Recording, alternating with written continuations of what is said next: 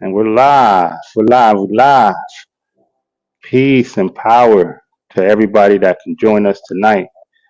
Um, Welcome to another conversation of generational healing.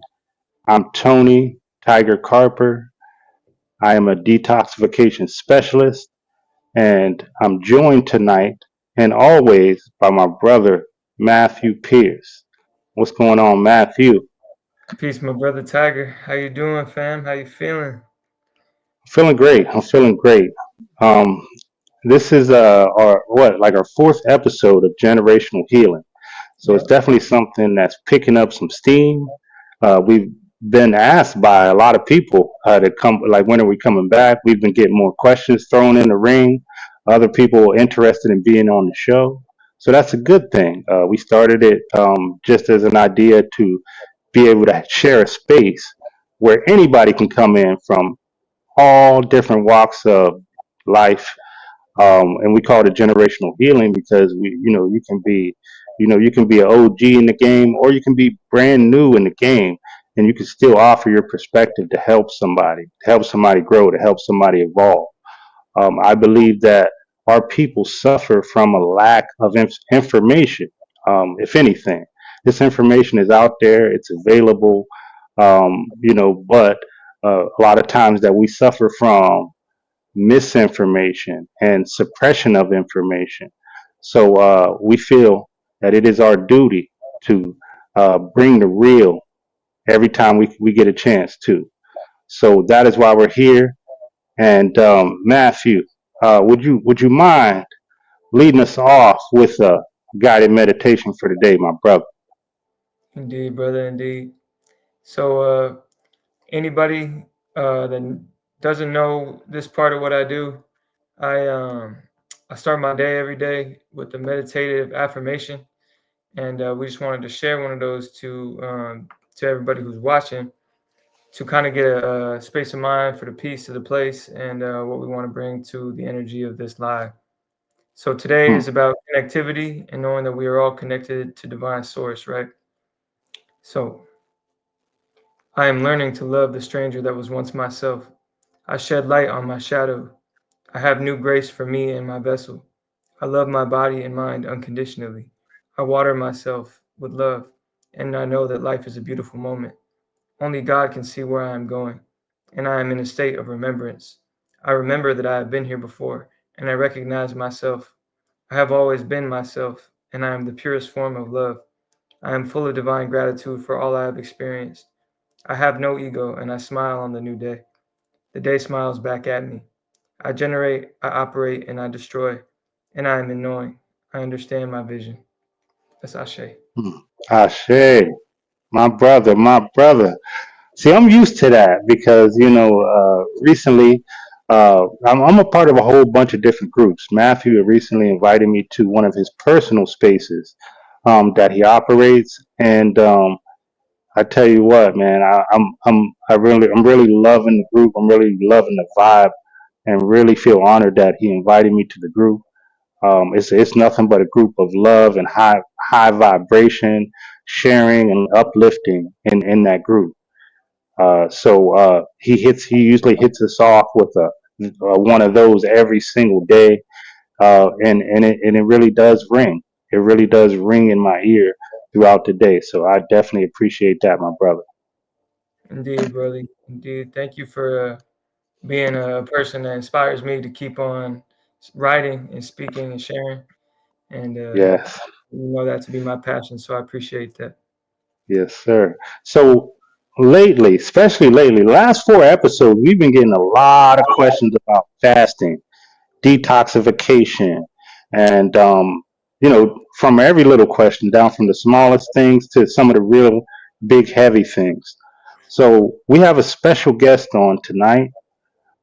She goes by the name of Tracy Lee, and she is currently on one of those water fasts, one of the ones that people feel that are real difficult, but definitely are pushed to, and they feel the need that they want to try. So if you have any questions about fasting or a water fast or a detox, We have the perfect guest tonight to help you answer those questions. Uh, so, without further ado, I'm going to bring her to the stage.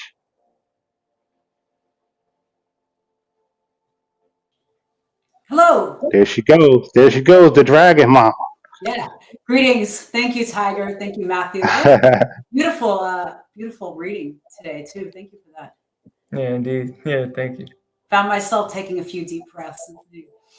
I like it. Yeah, those deep breaths. They're so important. Um, so, how you feeling tonight? How you feeling tonight, Dragon Mama? I really feel amazing. Like physically, this is Yeah. the best I felt yet. And I never thought that I would keep saying that because I've gone through so much detoxification through the raw vegan journey, through juice fasting, through mono fasting, 77 days on watermelon. But this water fast is something different. It's something super spiritual and very personal. It's an amazing exercise in sensory deprivation. I love it. Mm. Wow. So for the people that don't know you, tell us a little bit about yourself and how your journey got started, and lead us to where you are now with that water fast. I'm going to try to make a super long story short. And Okay. yeah, for anyone who's really interested in my journey on my YouTube channel, I recorded a video from rags to riches to raw. And I literally take 60 minutes to tell my story because it's a great story. But super long story short, lifelong athlete, like literally lifelong athlete, a really, really traumatic end to a bad marriage in 2012. In 2012, I used crystal meth for a year, drug addicted, rock bottom, lost absolutely everything. And when I entered the rehab facility and I saw the sign on the wall, I am powerless, I literally made it my mission in life to learn how to heal my own addiction and to help other people heal addiction as well, because I know that nobody is powerless. We are so incredibly powerful, and we're more powerful than we even know. And I'm even discovering more power about myself now on this water fast. But anyway, when I got out of my treatment programs and whatnot, I started working like counseling sessions for free. I did over 500 free hours. And I got recruited to go teach in Japan and China. And I've hosted over 100 international workshops since 2016, all in the areas of self-love, emotional healing, and alchemy and manifestation, things like this. But in 2018, I was walking through the Shanghai airport at 190 pounds. And I found myself so fat and I felt like such a hypocrite.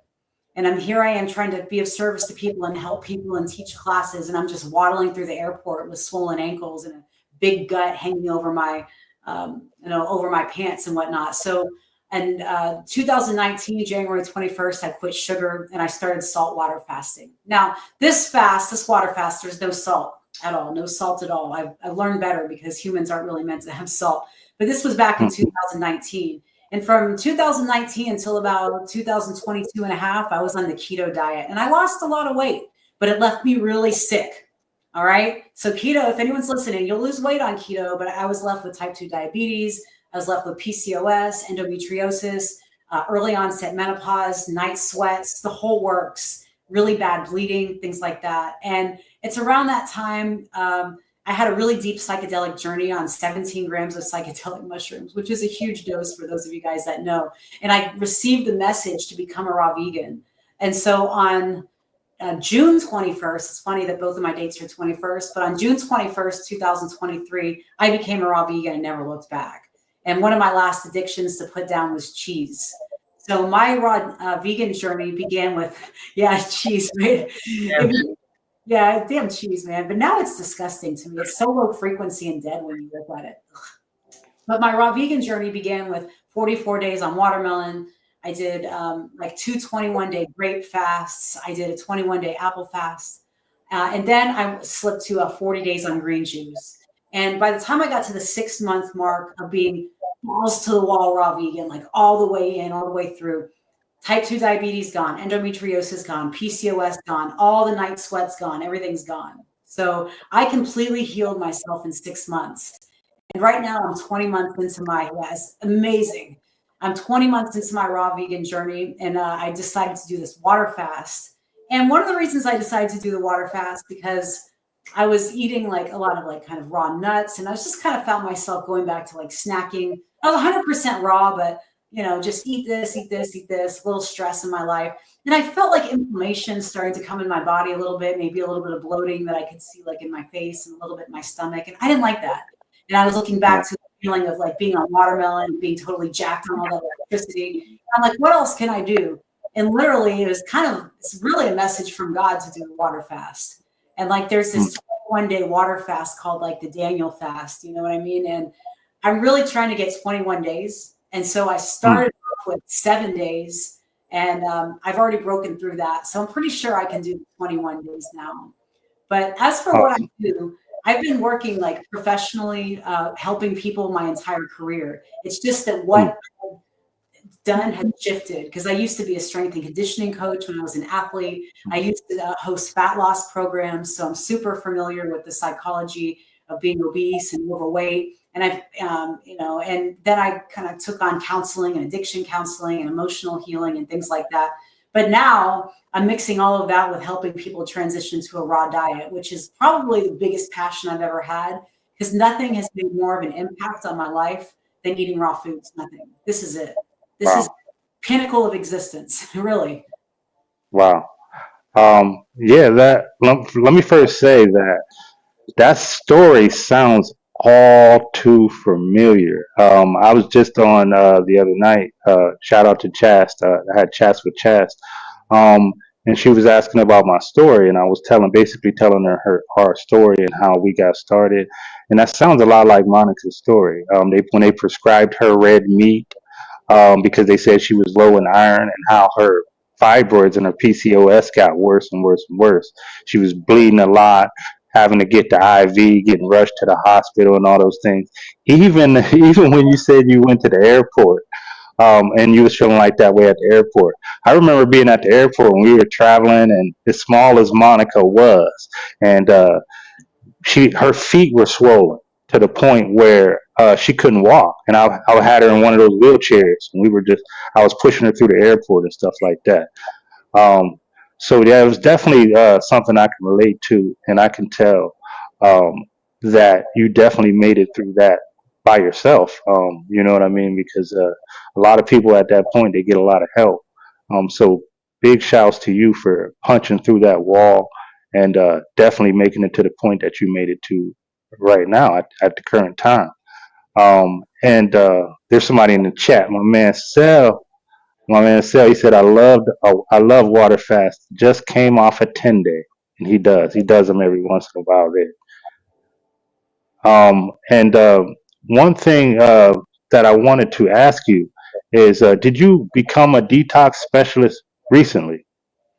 Yes. And the reason I am very, very comfortable with that label is because, see, I have this philosophy: when you do it yourself, then you become an expert. And then my Chinese clients, I started taking on several of them for free. I've helped over 20 people get off blood pressure medication. I've helped over 15 people get off their cholesterol medication. And I'm working on my 6th or 7th person that's coming off of thyroid medication. So, to me, detoxification, what that means is it means removing toxins from your life. Like D means out of, toxin means poison. And so it's the process of removing toxins from your life so that you remove them from your body. And once you heal yourself, like by yourself, you become a type of powerful person that it's like another level. Like, you know what I mean? Right. Like, nobody that feels like. And the reason why I brought that up, because I can relate to that so much in my journey as well. I was a herbalist starting out, and then we spent a lot of time working for the actual business.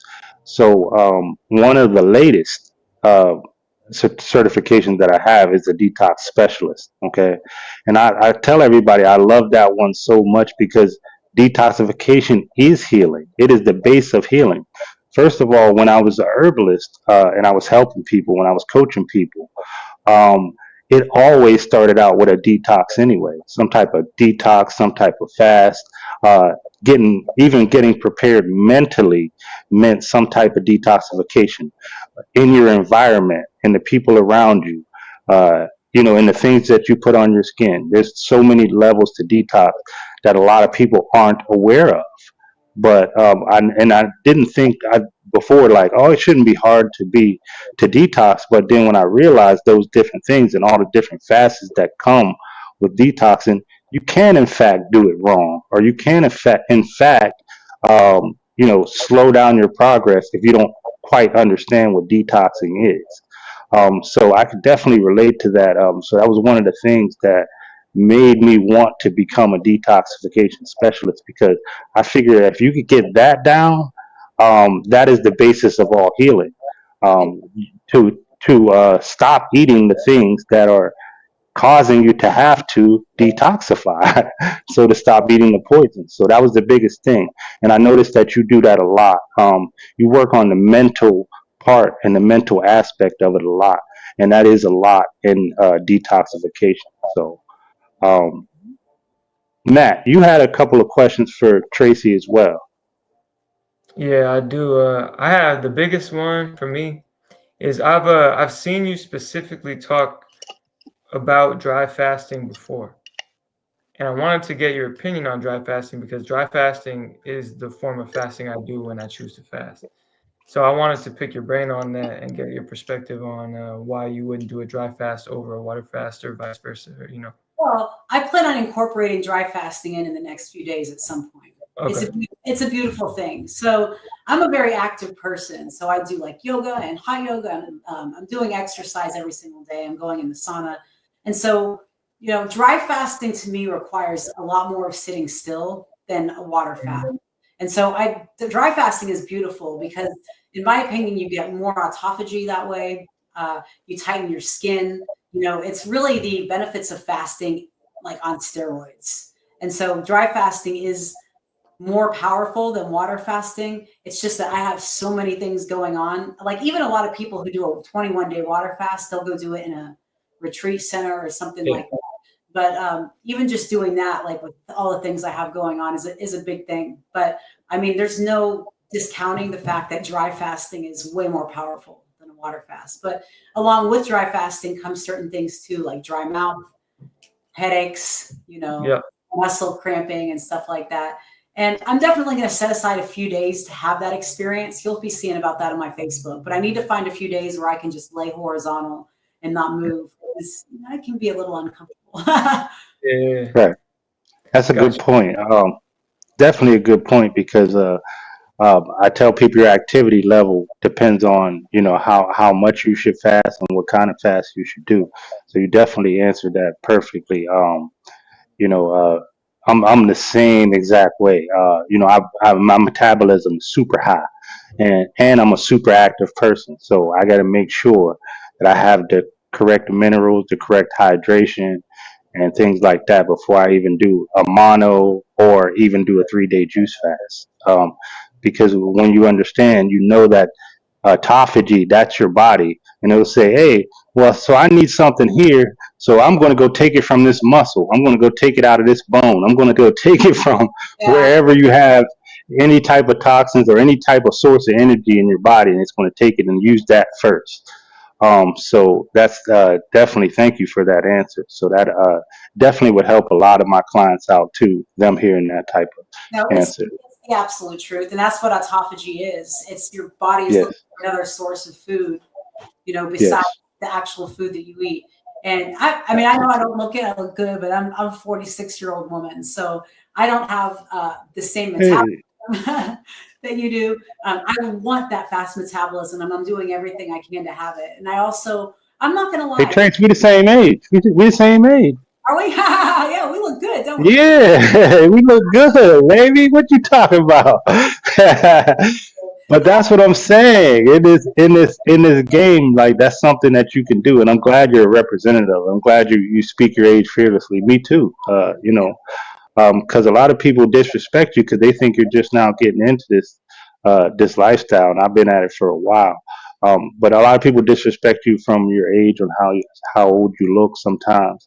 And to me, that's a big plus when they find out how old I am. They're like, well, I don't know what it is that you're doing, but I want to do what you're doing. If you tell me you're that age, because I got clients that are younger than Matt over there, you know what I'm saying, down to 22, down to 18, you know what I'm saying? And that's how I met them. They thinking I'm their age. You know what I'm saying? So it is a beautiful thing. And Yeah. for you to say that, I'm like, yeah, that verifies a lot of things for me because you're looking really good and really tight for 46. I think so. I think I look pretty good and tight for 30 something. I'm proud of that. Right, right. You I know what I mean? for sure. But especially coming from a woman's perspective and someone who was really overweight, like and having type 2 diabetes, that Hmm. I crave that fast metabolism. And I want to be like a light, small person. So I'm going to keep doing everything I can to stay light, to stay petite, to stay small. And one of those things I know is, constantly decreasing fat intake. 'Cause sometimes I go through those phases where it's like it's too much on the raw nuts and I can see the effect that Mm, it has on me. So I wish I had your problem to where I just had to eat whatever I want, right? yeah, Just eat more and more and more. But unfortunately, I haven't reached that point yet, but I'll yeah. get there. Yeah, if and like I tell people all the time, like everybody's on their different types of their journey. It's funny that you said that because a lot of the time, myself and I know Matt sometime are working on sustaining the weight that we have on a high fruit diet. You know what I'm saying? So that's a lot of eating a lot of nuts, a lot of salads, and things like that. So yeah, I definitely understand what you mean. But I'm actually headed the opposite direction where I'm trying to keep on some weight sometimes, because sometimes just from the nature of the business of on how we eat and how we move, sometimes I'll forget to eat. Most of the time I'm mostly intermittent fasting most of the time. Just a couple of weeks ago, I was on the schedule from when Monica got off of work, which is usually around 4:30 or 5 o'clock. That was the first time that I would ingest anything, and until the next day again around that time, around 5 o'clock. So that's why I teach a lot of people about intermittent fasting as well, because sometimes that's unintentionally, and I just lose so much weight just in that pattern. It doesn't matter how much that I eat in that period of time. It's always coming off, and I'm always feeling refreshed the next day. So that was kind of my rhythm for a while. Not when the first time where I really didn't even care about how much weight that I lost at the time. It just came about how do I feel throughout the day. So that was the most important thing to me.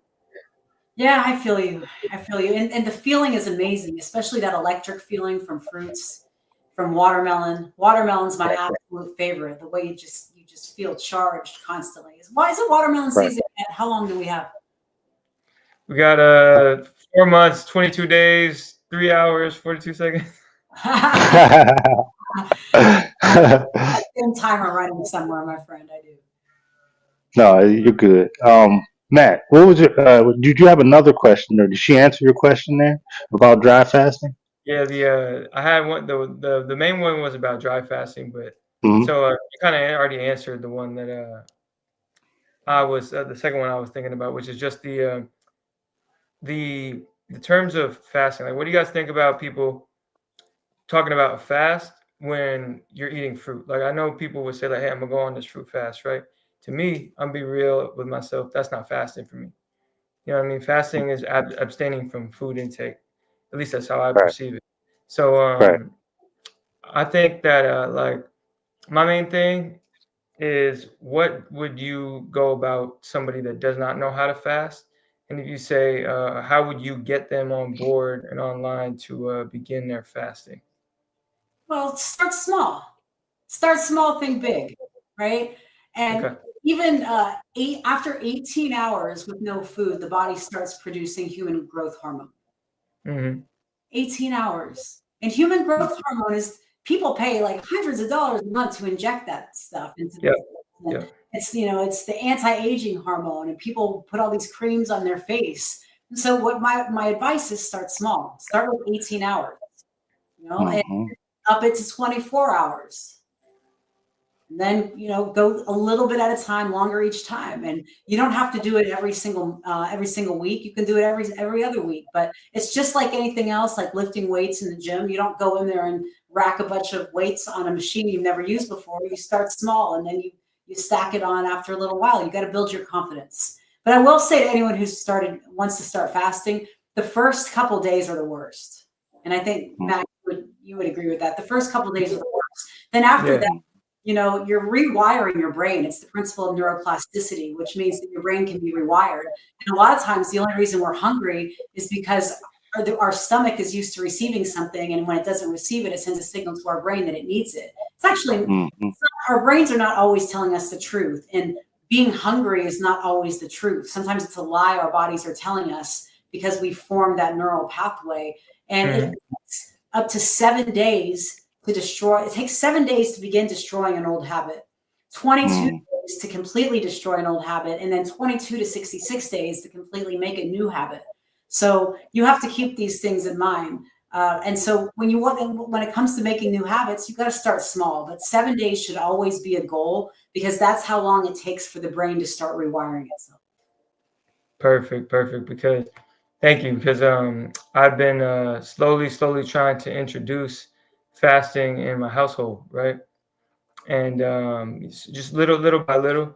And I'm just trying to, as I work with them and try to implement new ideas. I'm just trying to get more of bro. I don't want to come out as being like too pushy, and I don't want to scare them. You know what I mean? I want to be like Yeah. going to for don't do what I do. Like you know what I Yeah. mean? But I Well, want to kind of gingerly walk them through. Hey, like you said, start small. So thank you. That's it. definitely. I would definitely, and I agree with everything she said. Something that I try, especially when it's really tough for them to get started. I use a reduction replace technique. So you reduce the amount of toxins you're putting in your body, reduce the foods that you know you're not supposed to be eating, reduce all of those first. Like she said, do a little bit at a time. Just do a couple days of without eating the known trash first. Do a couple days of that before even jumping in to even a 1 day fast. So you can reduce the amount, and then you can start replacing some of these things. With some of the stuff that you are used to ingesting, find a better alternative. That's usually a great way to start transitioning into a more high vibrational diet.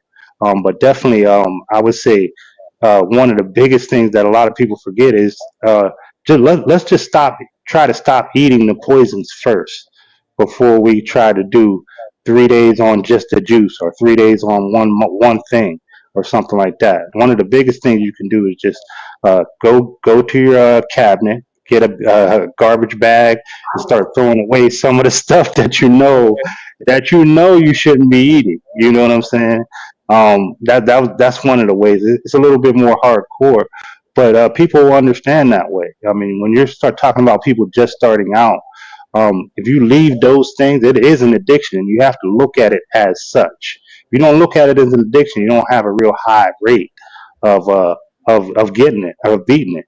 If you don't look at it like that. So um, that's one of the things that I would have them do is try to be mindful of those things and try to get rid of those things that are causing the problems first before you can think about doing anything else.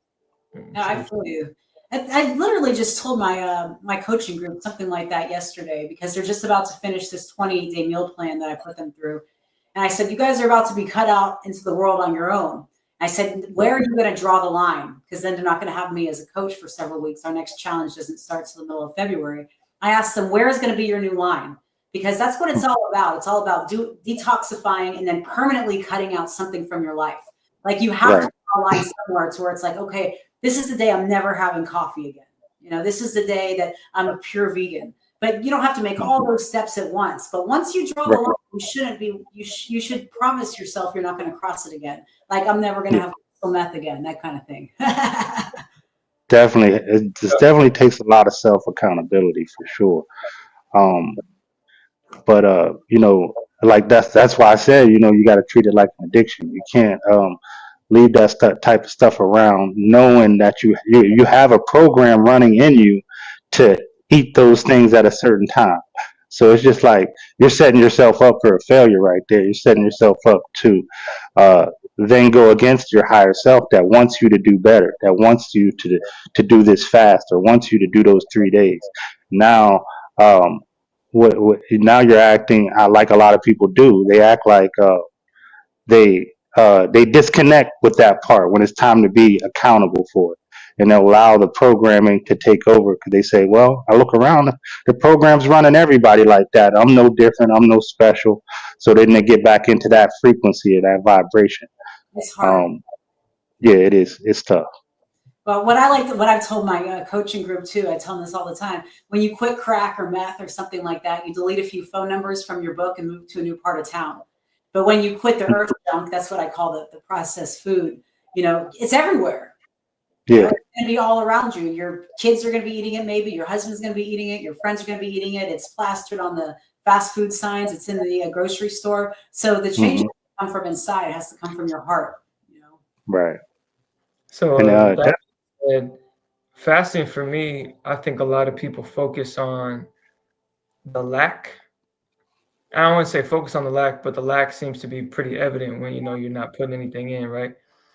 What helped me a lot during my fasting experiences would be to shift my focus onto spirit, because fasting is a spiritual experience over a physical material experience.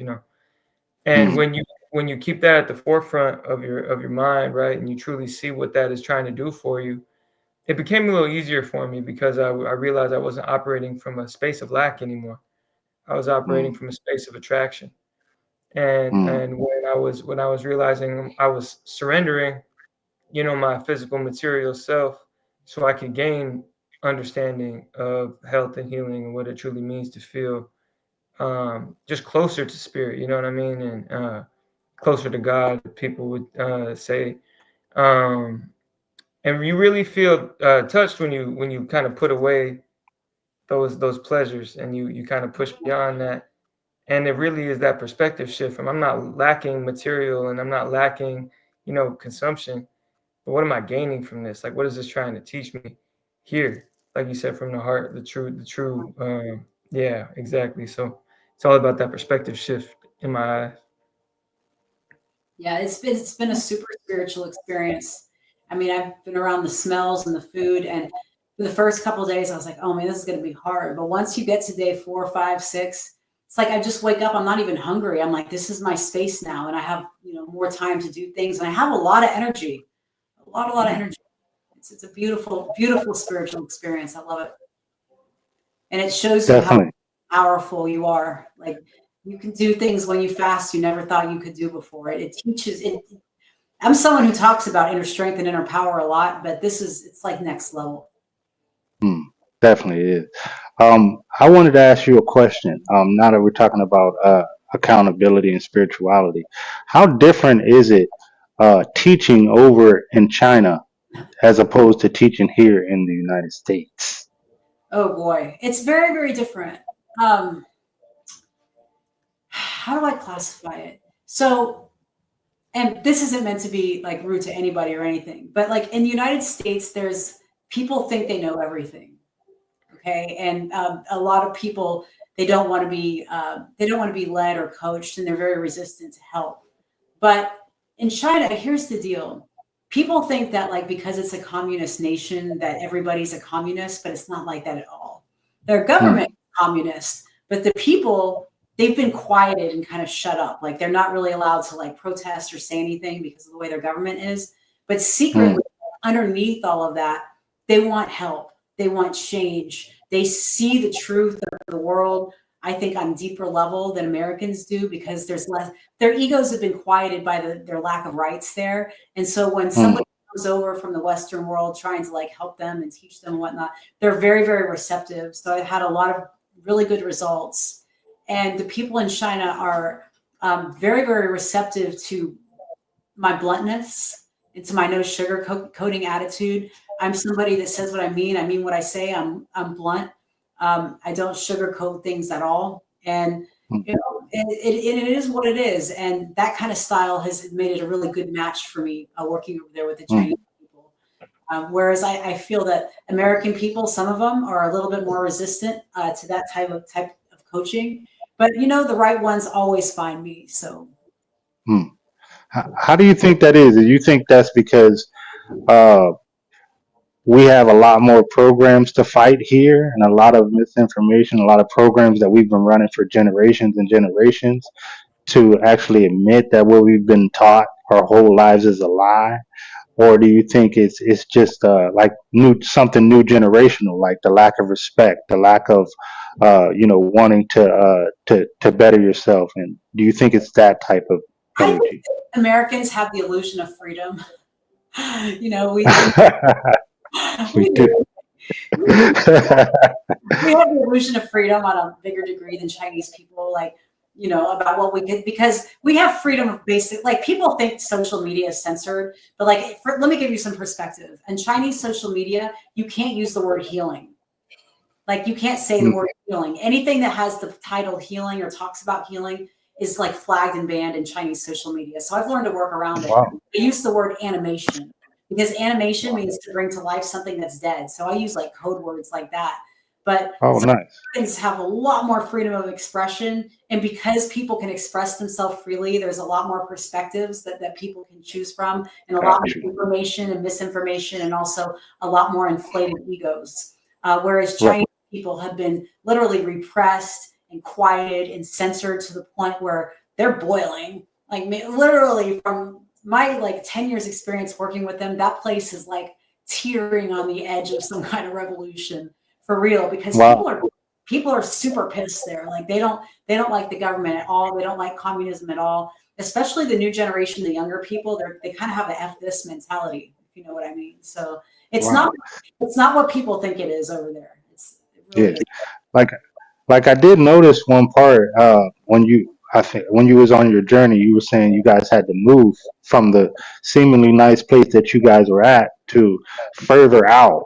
Did that have something to do with that, or Yes. was it people hating and things like that? Yeah, because everybody was on a watermelon fast, and we were in this big hoity-toity reception hall, and I was using a microphone because there was a large enough audience for a microphone. It just, and then this place was like a country club, golf resort, and just the topics that I was talking about were really triggering to the people who would kind of pass in and out of the lecture hall, because that lecture Mm, hall was also like this receiving area for the country club. mm, So people would, oh my God, because I was talking about, like the economy of like eating animals. And I showed people like how much of the earth is covered with like land for raising livestock and whatnot, and talking about the ethics of veganism, all kinds of topics like that. It triggered a lot of people. And it turned out that the staff started to get passive aggressive with us, and they didn't like us. And then people wow. started coming in and sitting in the reception area, even though we paid for that place. And they're really, really loud and disrespectful when I was guiding visualization and meditation and whatnot.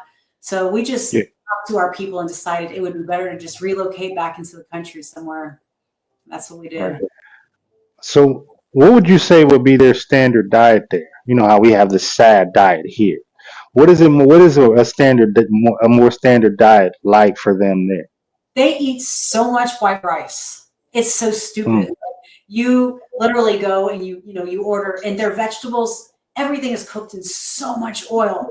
Like, literally, it's like, mm. would you like some vegetables with your oil, kind of thing? Like, everything is doused in oil. And then the rice at the restaurants is free. Like, people are just, it's like, would you like some food with your rice, type of thing. They just eat so much Wow. rice. And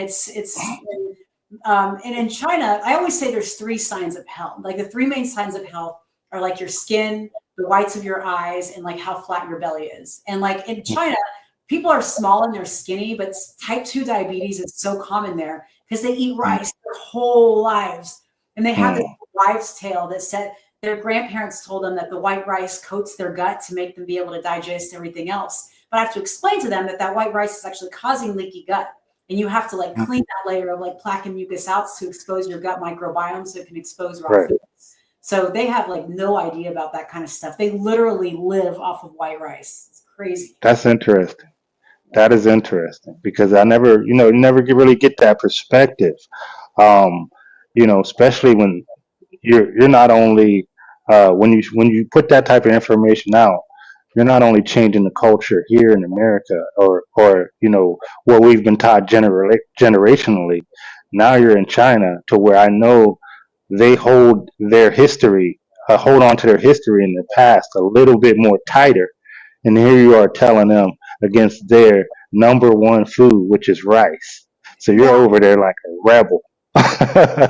Oh, it's In the mountains, yo, that's pretty gangster. yeah, it is pretty gangster. It's gangster, it's rebel, it's hustle, it's whatever you want to call it. But I live for those kind of things. But the most Yeah, satisfying part is when people get sick and their blood pressure is high, because I have some older clients, and you can get off blood pressure medicine so fast. Like I had one yeah, lady who was on blood pressure medicine for like 20 years, and on green juice, she got off of it in 7 days. yeah. Literally, it's Um, it's so easy.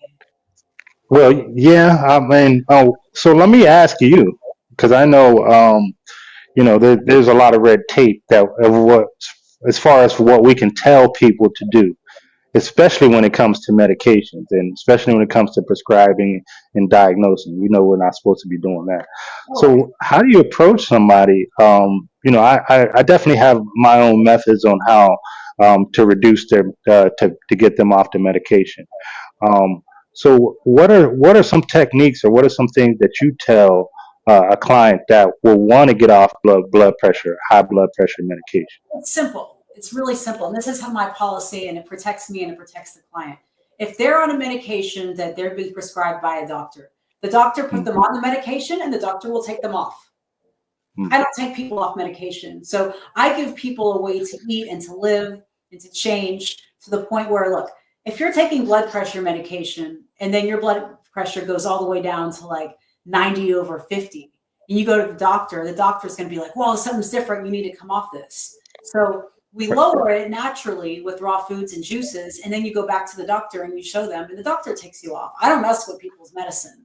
The doctor, right, I let the doctor mess with people's medicine, but I will give them the lifestyle and the tools to help them change their body so the doctor will take them off on their own. But I don't ever tell people to stop medicine. It's not my place because I didn't put them on the medicine. Why would I take them off? right. I think that's a great stance too. I don't want to. A lot of times, you get a lot of clients that want to get into uh, some conversations that are going to lead you into doing more research about allopathic medicine and Western medicine and the way that they're treating them. And then I find myself more on that side. I'm like, wait, what am I doing? Like, no, that's not that's not what I'm supposed to be doing here. That's their job to, uh, my job is to find out what might interact with their medication. So I got to try to find a workaround until they make that decision to get themselves off the medication. Yeah, that there's So that too. But I also believe that, especially when it comes to green juices, a green juice is really safe. And also for anyone who's watching, I have a free ebook, Green Juice for the Win. It's my gift to humanity, literally. Green juice had such a huge impact on my life that I wrote a 17-page book on how to heal yourself with green juice. And you go to my Facebook profile, you can download it for free. But green juice is one of the safest things. Like I know there's different yes, it is. nuances that come along with like eating, grapes or eating some fruits and whatnot. And green juice is Mhm. super safe, super Yeah, safe. it is. So most Uh, people who are on medication or have medical issues, that's going to be my first idea for them is just get them on that and then see where we go from there. yeah, I agree. We do the same thing. And again, another something else that I could relate with. Monica's drinking it right now. That was one of the things that helped her when she had her fibroids, and she was we mainly focusing on the liver, cleansing the liver first, and that was one of the things that she drank a lot and still is a staple. She's actually drinking some right now. So the green juice is a big help for anybody that's on medications or anybody that's even. I even recommend it to people that are on like the high blood pressure medications or if they're on diabetes medication as well. Because they're always worried about the sugar spike coming from fruit and things like that. So, as she said, it is very safe. So, thank you for that, sis. Well, I want to give a little piece of advice to anyone with diabetes who's worried about the sugar spike. So a lot of people monitor their blood sugar constantly, and then when they eat fruits, they'll monitor it like kind of obsessively, and they're like, "Oh my God, it went up." I want to explain to you why it goes up when you eat fruits. It's a detox effect. So, I tell people to think about your gut like a pile of dog shit on the floor, and the fruit juice is like the cleaner. And so when you pour cleaner on shit, what's going to happen? That it loosens the shit that's stuck to the floor. Like literally, think of dog shit on a floor, but the floor is your gut. And so when you Right. pour the cleaner on the dog shit, all these little pieces of old things that are stuck to your gut are going to start passing through your system. That is what's raising your blood sugar, not the fruit and not the fruit juice. It's the detoxification process of letting go of old waste. And It's very true. once that passes, you won't have blood sugar issues ever again. And I know it can be kind of scary for people who are diabetic, but I mean, I believe you have to become your own doctor and you have to have faith in the process. But I understand where fear comes from. Right. Yeah, I think fear of the unknown might be one of the most terrifying things for people, you know, and but that's my favorite part about it now that I'm in this understanding of you know, the fear and the faith operate on the same principle of something that hasn't happened yet. You know what I mean? So if you're going to close your eyes and tell yourself a story, tell yourself the good story. You know what I mean? Like make sure you not just you believe it, but you know that the good is happening for you. And that's faith. Because you know the fear, it's just gonna impede the progress too at that point. So if you fast and you're afraid of the fast while you're fasting, it's not gonna get conducive results from that. Yeah, You know? absolutely true that, you know, literally the thoughts and the emotions that you have are programming your reality. And so you have to have that faith and you have to have that belief in what you're doing. And if you don't, you're kind of screwed. Yeah. Good point. And that's how that's what I tell a lot of people that I don't chase clients. You know, people will usually come to you when they're ready for healing. And that's when it usually a lot of healing gets done because they have decided. I didn't have to I shouldn't have to sell the idea of healing to people. You know what I'm saying? When they're ready, those ones will come to you and they will be ready and willing to do whatever it takes in order to heal because they understand that it'll be in their best interest. But I do get where a lot of the fear, like he said, the fear of the unknown comes from, and that's where I come in and say, well, you got to get some different results. You got to try something you've never done before. Exactly. You've never done these fasts. You never tried these herbs. You never did these detoxes. So let's start small and let's get you some progress so you can understand and empower yourself, and so you can get on the right track. It's usually where I start. I love it. Yeah. So I had some other questions for you, Matt. You got any other questions for Trace? Yeah. So you described to me that the water fast feels as good as the watermelon fast. Yeah. I would say though, do you think that how would I put this? Do you think that like a 21-day water fast versus a 21-day fast on fruit is so much different because I know that the watermelon has constituents in it, but you're still getting nutrients and stuff. But a watermelon to me is still like 96% water. So to somebody saying I guess basically my question is, would you ever do a water fast again, Oh, yeah. knowing that? Okay. Like so, 21 days watermelon. I know you did almost what 80. Yeah, it's 77. 77, right? So that was just my question. Like, would knowing how good that feels, like, would you ever feel compelled to do a 21-day water fast again after you're done with this one? Okay. I want to do a 40-day water fast. Okay. I do. I really want to do. That's a super high level thing to do. And there's people out there doing it, and it's something that has become important to me only in the wake of doing this water fast right now. I didn't even think I don't just so you know, I don't even drink water. When I'm eating fruits, I eat my water. You know, I don't drink any water at all. It's not that I am like boycotting it. It's that I just don't feel that I need it and I don't ever get thirsty. This is something different and very spiritual in nature. It's like one of the things I've noticed is that I'm used to eating. Like, for example, after I do like a broadcast or a session with a client, what fruit am I going to go eat now? You know, right before, what am I going to eat? What am I going to eat? And you're constantly thinking, oh, what fruit's in the kitchen? And now I'm going without that. It brings a whole new level of personal empowerment and inner peace I've never really experienced before. Like, I feel like on a new level of Zen. It's crazy. Wow. Yeah. Like not even comparable to the watermelon fast. Because on the watermelon fast, I was stuffing my face with watermelon, and it was constant. Yeah. It's watermelon is amazing. The citrulline that's in there. Oh my God. And the way I did a watermelon fast was I would eat a lot of it until, you guys know this, the watermelon full feeling when your stomach is full and you can't breathe. And then Mm.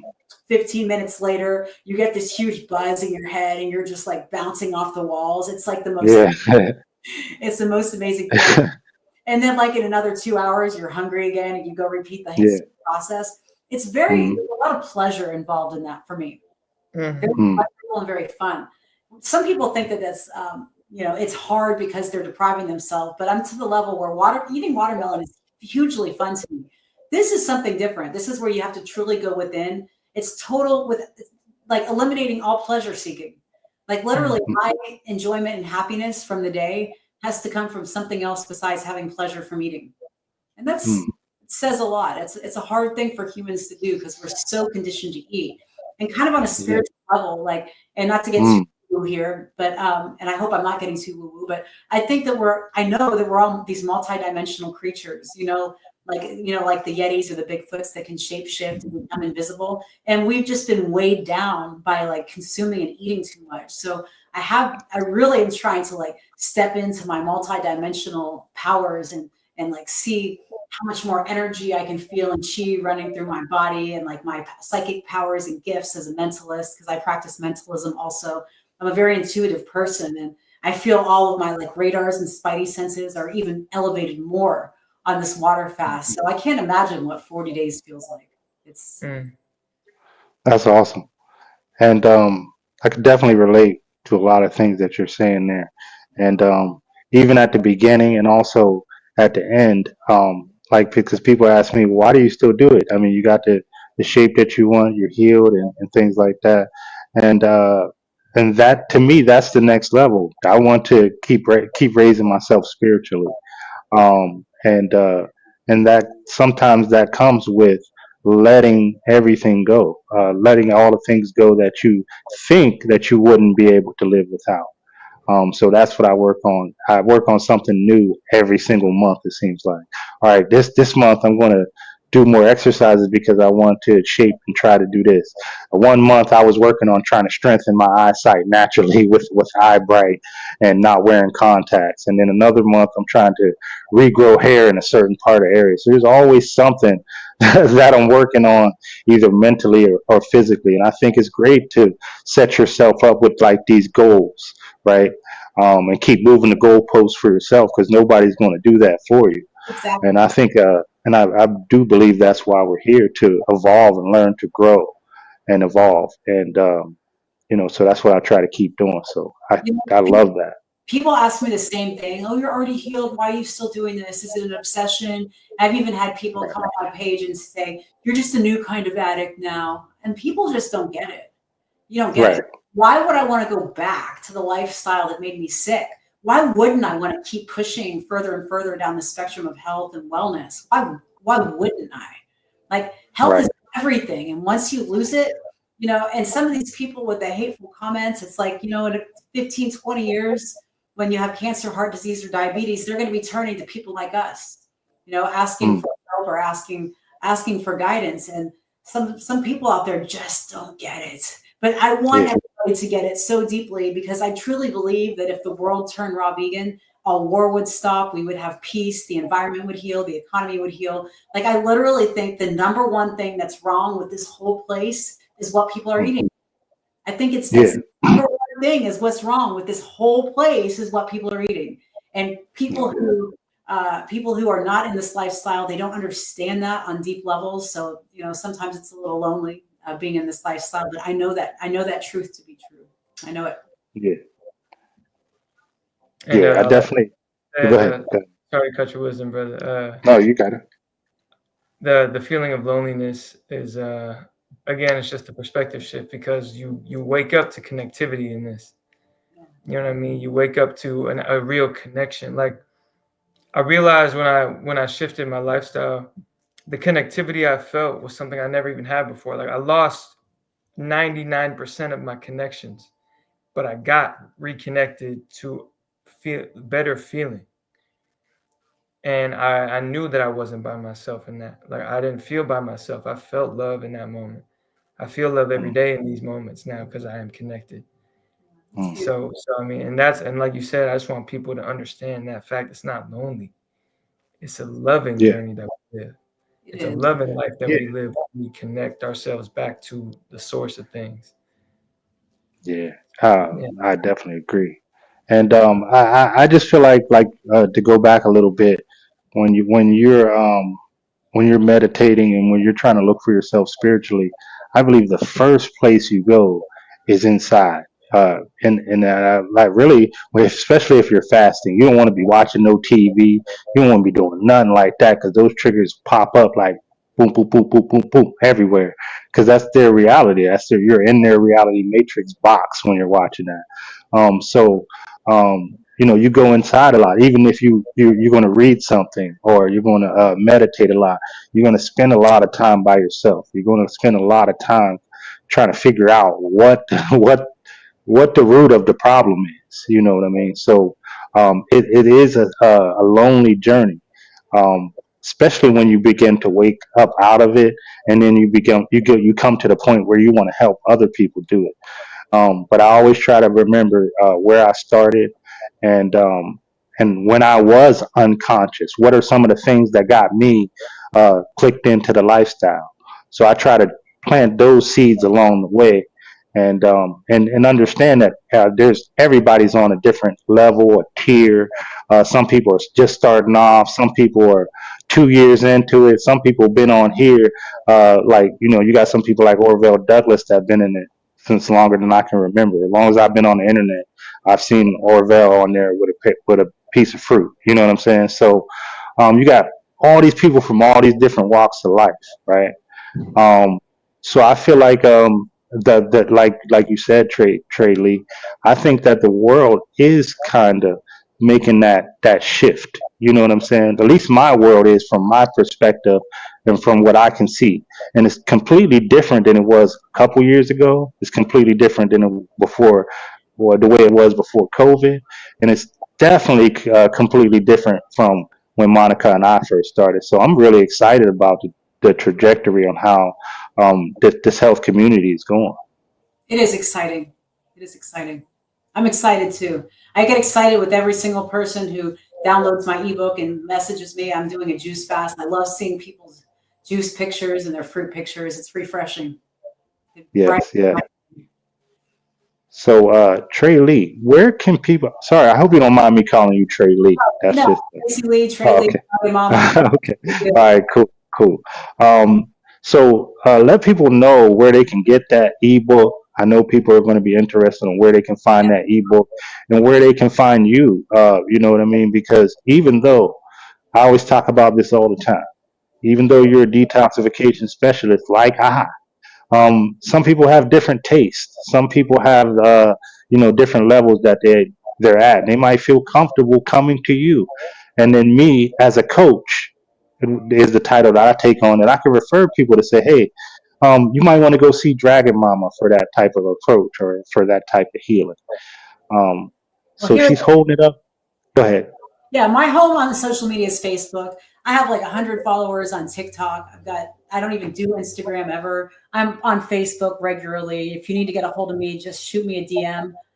If you want to be friends with me, send me a message first because I don't accept that many friend requests, but you can follow, you can message, or just reach out in general. I post multiple times a day. I love to inspire. So this is me on Facebook. It's the red profile picture, and I'll show you where you get the ebook. It's the pinned post of my Facebook page, and you just scroll under there. There's a link. Let me see. Hold on one second. Do that one more time. Almost. So Go this ahead. video right here has a link underneath it for my free ebook. I'll show you. You just click on that link and you type in your email address, and it will give you the opportunity to download the free ebook. It's absolutely free, absolutely free. So it's Dragon Mama. Dragon Mama or Tracy Lee on Facebook. Come find me and join my Facebook community. I love it. Well, thank you so much, and much gratitude for you joining us tonight. And we should do this again. It's fun because we didn't have a lot of time. I know we got to get out of here in the next couple of minutes. We usually take this time to I get a lot of questions, like I said at the beginning, from some of my clients and things like that, and usually go around the round table and see how we would answer that question. But we might have to do it again for that type of conversation. I'll come back. The reason I can't stay today is because I'm giving a free talk at the local juice place, which is important to me, getting involved in the local community. So I'm going to go do that. And if there are a lot of questions for me, and if people want to see me again, I'll come back anytime. Anytime, guys. Absolutely. Thank you. Appreciate you. Thank you for coming in again. Yeah, much gratitude for sharing your own energy and your messages, sis. Thank you. Gratitude and love to you guys, and thank you to everyone who tuned in. Much love. Have a great night. Have a good one. All right. Fire That was sauce. Trey Lee. That was fire. So yes, my brother. We had a great episode today, and hopefully a lot of people learned about a little bit more about detoxification. We talk about it a lot. It's one of my foundations of where to start, and how to start getting rid of some of the things that don't serve you from your life. So I think it's a very important topic. I wouldn't mind coming on every single time and talking about it, because I learned a little bit more every time I come on or I have a conversation like this with somebody. I learn from different perspectives. So with saying that, I think we definitely accomplished our nightly mission, and that is to gain some insight and some perspective from different walks of life. That was definitely some good stuff right there. What do you think? Yeah, indeed, man. Like, I remember when you first came and told me what you wanted to do. It's really all about, gaining that wealth of knowledge and spreading that awareness to people. And anybody that the live reaches, can just gain a little bit more light on anything we talk about, man. And I just love being able to have a platform to spread that message. It was a beautiful talk. Yes. I really think because fasting and detoxification in this day and age is so necessary, because even with people like the two of us and Dragon Mama, with what we do, we are still surrounded every day in our environment with so many things that put toxins in us. So Mm, it becomes, when you make detoxification a lifestyle and not just like a little habit you do or a routine, a thing I do a couple times a year for a cleanse. Like, it's a daily habit. right. It's a lifestyle. So I firmly Definitely believe a lifestyle. that everybody could learn something and take something from this conversation. So beautiful, beautiful talk. Yes, sir. And I want to thank everybody that joined us in here. My brother, my tribal member, Curtis Love, uh, the lovely Monica Fish, the lazy baby, and my brother, my indigenous brother from back in CT, uh, D Strong. What's going on, family? Uh, my man, third element, Marcel Holyfield. Remember when we had our chat last week, and I was talking about another guy that rapped with me, and I showed you that you look like. So if you're still on here, you got to tell me, what do you think about Matt? Who does he look like? I'm just going to ask you, who do you think he looks like without even saying the name? But but yeah, he's the other part of that trio that we had when we was traveling and things like that. Marcel Holyfield, still one of my favorite rappers. You know what I'm saying? I love Just by the Marcel. way Shout out Marcel. yeah, just by the way his delivery is, and by the way he comes off, like, you know what I'm saying. It's different.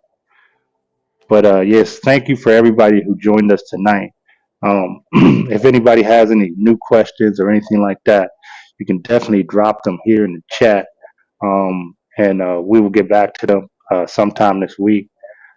And if there's anything else, then we'll see you guys next week, next Saturday, 6 We're p.m. out. Peace, family. Peace.